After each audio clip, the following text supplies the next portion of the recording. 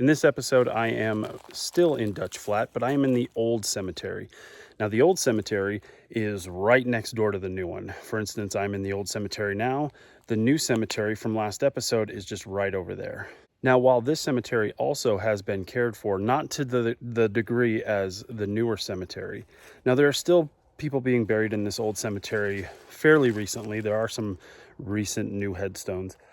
But for the most part, it's very, very old burials. And the amount of trees here dropping leaves and pine needles and sometimes branches just makes this location very difficult to keep tidy.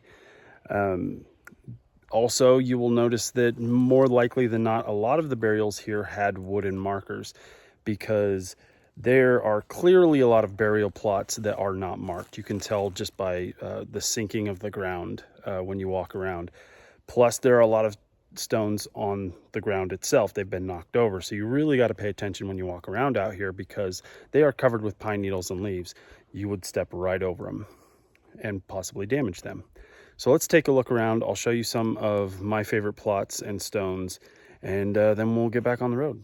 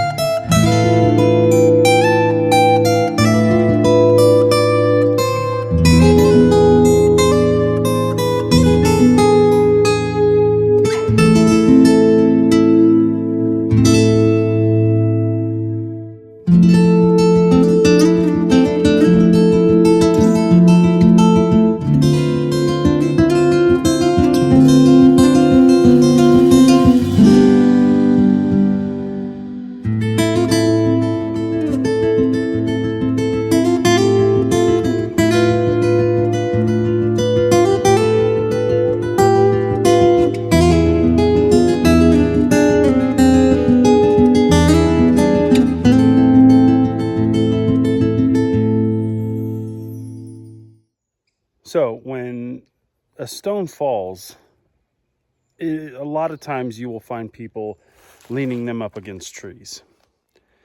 Now, does that mean that is where that person was buried, that they are buried right here next to this tree?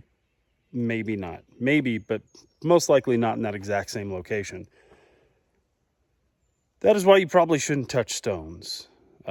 Because you never know where that stone actually belongs. The unfortunate part about this particular stone is that the top half of the stone that actually has the identity of the person who is buried here is completely gone.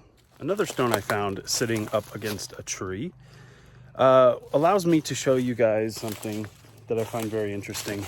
So, this is the stone for Anna, aged 25 years. Let's see. I can't really make out when she passed. But her stone is leaning up against a tree right here. Again, I'm not sure if this is her actual burial area or not. But if we look at the stone, we can see how deep these stones go into the ground most of the time. As you can see, this is her stone. And if we follow down the edge right here, we can see that it's rounded and there's etching right there, but then it's squared off. And that means everything from this point down is what goes into the ground. So when a stone is properly placed, this is how much material is under the ground holding it steady.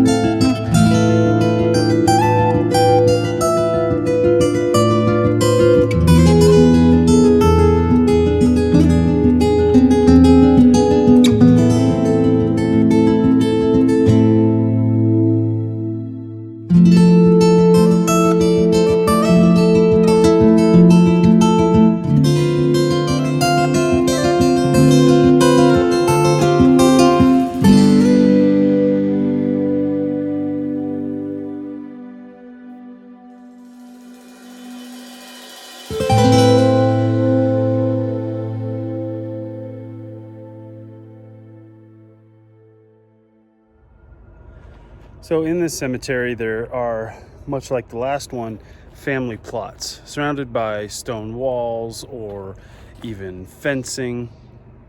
This one's interesting to me because it is a very long plot. I mean, it stretches all the way that way across to there.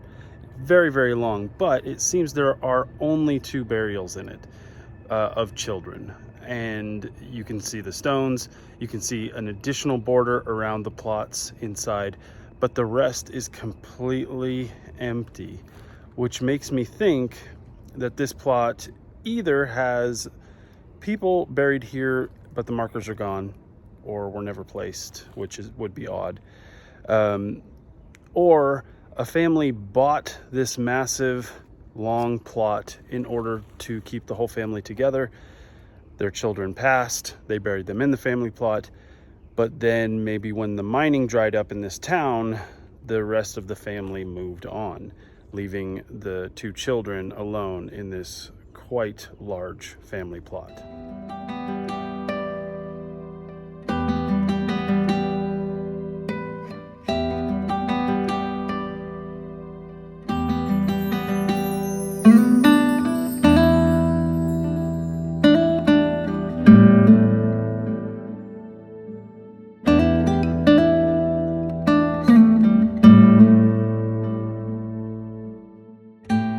On the flip side of the plot I showed you, the family plot that was nearly empty, this one, same situation, very long family plot, but very much used up. So this is the plot for a person named Elijah. Now it's kind of hard to see in the video, but we've got a rather large stone. We've got a fence around the specific plot. The plot itself, if you can kind of see this slope right here, it's kind of sloping down towards the stone.